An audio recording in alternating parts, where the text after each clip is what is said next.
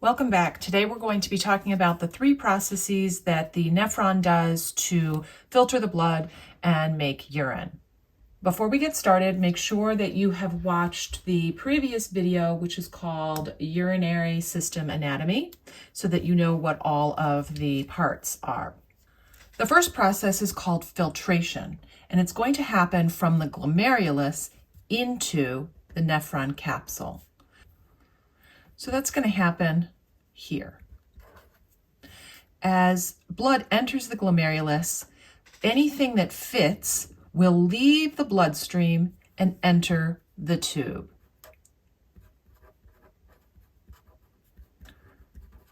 Those things might include water, glucose, ions, small proteins, vitamins, pretty much anything that's in the blood that's pretty small. And of course, waste, so urea. The things that do not leave the blood would be red blood cells, white blood cells, and large plasma proteins. So that's going to happen, again, from the glomerulus into the nephron capsule. And then the fluid that gets filtered out and all the stuff that's in the fluid is going to continue on into the tube, into the proximal convoluted tubule. Now, when it has been filtered out, it's not urine yet, because we have filtered out about 180 liters per day of fluid. And clearly, you're not going to be eliminating 180 liters of urine per day, or else you would be in the bathroom for a good long time. So we have to do our second process, which is called reabsorption. And this is going to primarily happen in the PCT. And the materials are going to be brought back into the blood. Now, the fluid that we created after filtration is called filtrate. So remember, it's not urine yet. There's too much water. There's all these things that we worked really hard to get in the digestive system and other places. So we have to actually bring a lot of that back. So that's what happens during reabsorption. And to talk about how that happens, first we have to talk a little bit more about the blood supply here. So the blood comes down the descending aorta into the abdominal aorta in the abdominal cavity, and then some of the blood comes off into the renal arteries. And those renal arteries come into each kidney, so left renal artery, right renal artery, and then splits a whole bunch of times until eventually they're in very small little tubes. And this is called the afferent arteriole.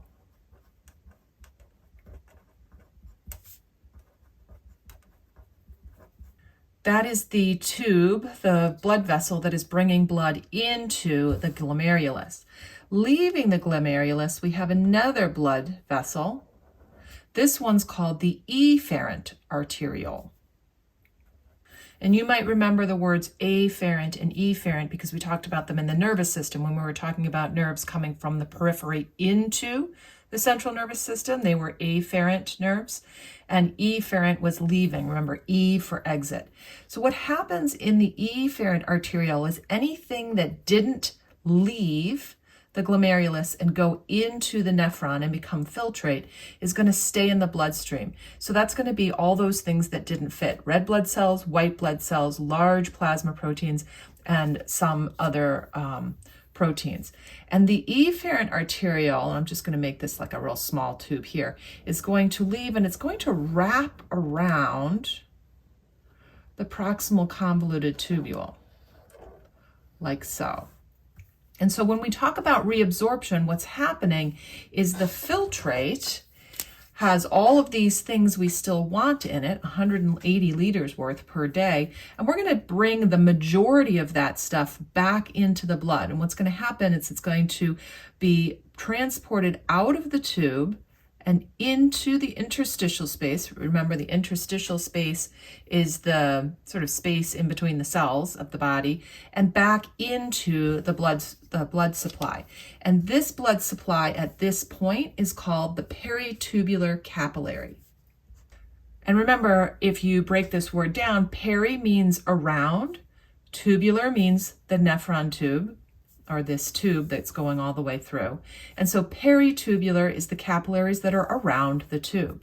And these peritubular capillaries are not only picking up and reabsorbing materials that is leaving the tube, but it's also dropping off oxygen to feed the cells of the tube and the surrounding areas. So as this peritubular capillary moves back and forth and surrounds not only the proximal convoluted tubule, but the distal convoluted tubule, it's going to go from red to purple to blue as it loses oxygen from its red blood cells. Remember, once oxygen is inside the tube, it can't feed the cells of the tube very well. We have to feed all the cells that are around here. So once the peritubular capillaries have surrounded the entire tube, it's going to go back and join with other veins all the way to the inferior vena cava and then to the heart. Okay, so that's our second process where reabsorption is happening, and it's primarily happening in the PCT. Filtrate, anything that's left in the tube, is going to go down the descending loop and up the ascending loop, and then head into this distal convoluted tubule. And that's where our third process is going to happen. And that process is called secretion. And this process happens from the peritubular capillaries, the blood, into the distal convoluted tubule and perhaps a little bit of the collecting duct. Now remember, the collecting duct is where the urine is already pretty much well formed. So secretion is sort of our last chance to get rid of things that are in the blood that we maybe filtered out and then brought back, but we want to tweak the components of the blood. So for example, one of the things that gets secreted out of the blood back into the tube would be hydrogen ions. And in doing that, we can actually affect the pH of the blood. So if the blood is too acidic, we can excrete hydrogen ions from the blood into the tube, and we can raise the pH of the blood. Of course, what that does is it makes the urine more acidic, and that's why your urine tends to be pretty acidic. Once the filtrate has gotten to the collecting duct, it's pretty much done. We're not going to make any big changes at that point except for how much water is in it. Once it gets to the collecting duct and to the ureter, it's going to end up in the bladder, and then it's going to be excreted from the body. And again, the bladder is just a holding tank for urine. We're not changing the urine, we're just holding onto it until it's convenient to leave. Now, we've talked before in the endocrine system about a couple of different ways that we can affect this system, affect these processes. And the first one was the renin, angiotensin, aldosterone system. And in this system, aldosterone gets produced when blood pressure falls. Aldosterone is produced, remember, by the adrenal glands,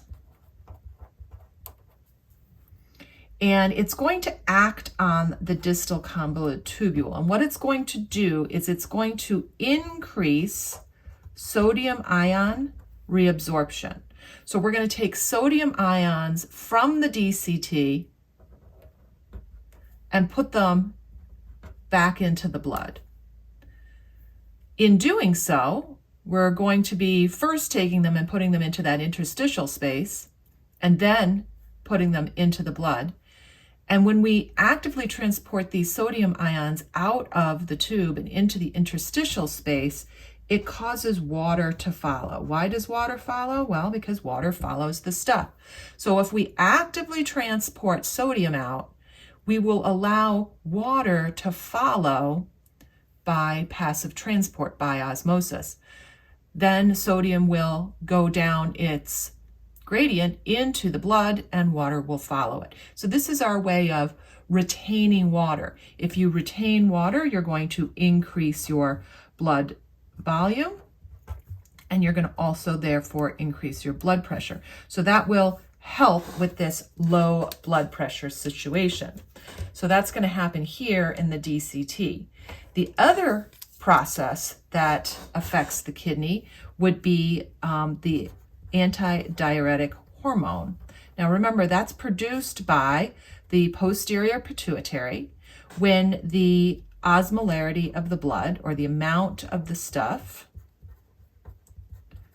in the blood, increases. So you're getting a little bit dehydrated, your blood is getting just a little bit thicker, there's a little bit more stuff and a little bit less fluid in the blood. And so what the hypothalamus is going to do is it's going to use chemoreceptors to check on the osmolarity of the blood, and when that gets too high, ADH gets released from the posterior pituitary. And what ADH is going to do is it's going to insert something called an aquaporin, aquaporin into the DCT and the collecting duct. And so we're going to have these little holes that are inserted into the collecting duct, and those holes are going to allow water to go through them. And as this collecting duct runs down from the cortex through the medulla of the kidney, there is an increasing sodium concentration. So it gets saltier as you get closer to the middle of the kidney.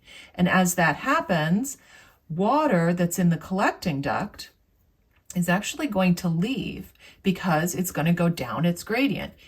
Only water can fit through these pores, so we're just going to allow water, and it will naturally, by passive transport, leave the collecting duct. This is how we can concentrate the urine.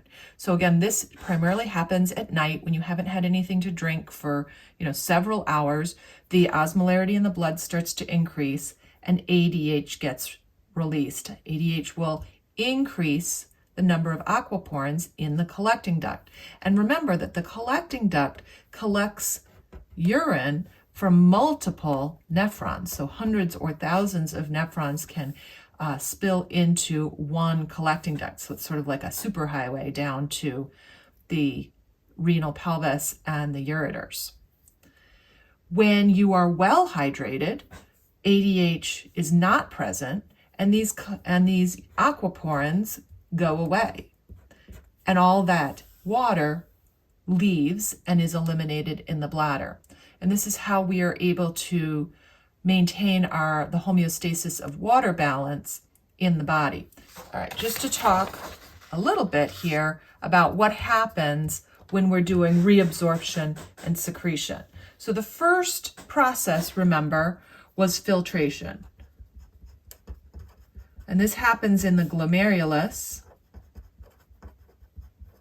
Things get filtered out and they go into the nephron capsule.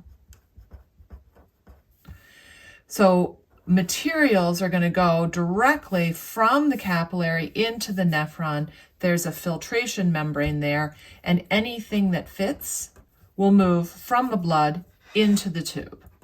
So that's our first process. Our second process is reabsorption. And this is where we're going to actively transport sodium out of the nephron. And that sodium is going to go into the interstitial space. So you remember that space, that's that area around the cells. And I've drawn it really big right here, but in reality, this is very, very small. And then sodium will go down its gradient and it will move into the capillary. And so we're going from tube back to the blood. And we're going to bring back the majority of what we just filtered out. Some of the stuff, like waste, will not be brought back, but in general, most of the important stuff will go back. Now, a side note here is if you look at the cells that surround the capillary versus the nephron. So remember, when we're doing primarily diffusion, we use simple squamous epithelium. And capillaries, the walls of the capillaries are made of these very thin, one layer, very thin sort of smushed cells. Whereas when we're doing reabsorption and secretion, we use simple cuboidal epithelium. So our third process is going to be secretion. And secretion, again, primarily happens from the blood back to the distal convoluted tubule. I forgot to write reabsorption primarily happens in the PCT, but some of it happens in other places in the tube too. And so what we're doing is we're taking mainly hydrogen ions, we're secreting them into the interstitial space, and then they're going by diffusion into the nephron. And then anything that's left in the nephron tube at the end of these three processes is going to be eliminated. So it's going to be excreted from the bladder, the urethra, and out. Anything that's in the blood at the end of these processes is going to head back to the renal vein, the inferior vena cava, and then back to the heart to become reoxygenated again. That's it for today. See you in class.